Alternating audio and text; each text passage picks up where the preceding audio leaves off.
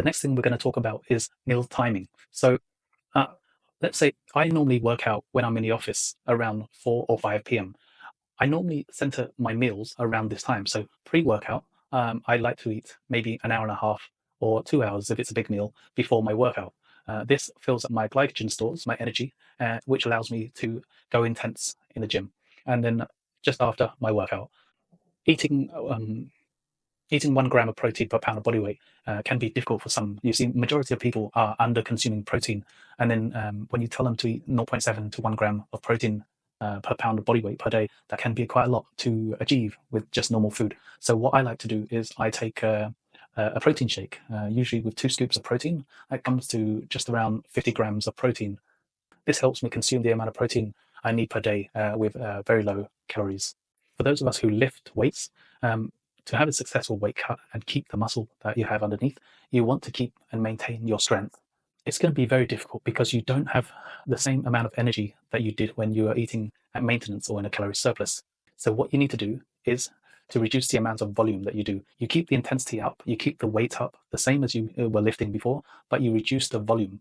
You see, to maintain muscle, it doesn't require as much volume as to grow it.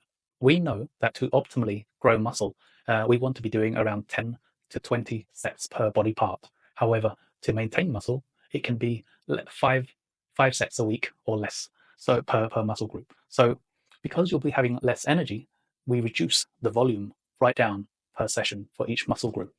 That way you can go really hard, really intense with the same weight or similar weight that you had before. The number one thing you must do is try to maintain the strength. Okay, you're not going to have the same amount of energy to be able to do the amount of sets that you were doing before. So greatly reduce the sets down to five sets per week is more than enough. 5 or 6 sets per week per muscle group is more than enough. Go really intense like you were, similar weight, but reduce the volume. The body doesn't require as much volume to maintain as it does to grow. Remember that. All you need to do is keep the intensity up, keep the weight up, keep your strength the same, but reduce the volume.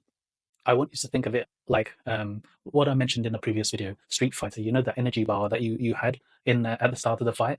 Well, in a bulking phase or a maintenance phase, your energy bar is full. Now imagine in a cutting phase, because you're eating in a calorie deficit, the energy bar, you start with half the bar rather than the full bar.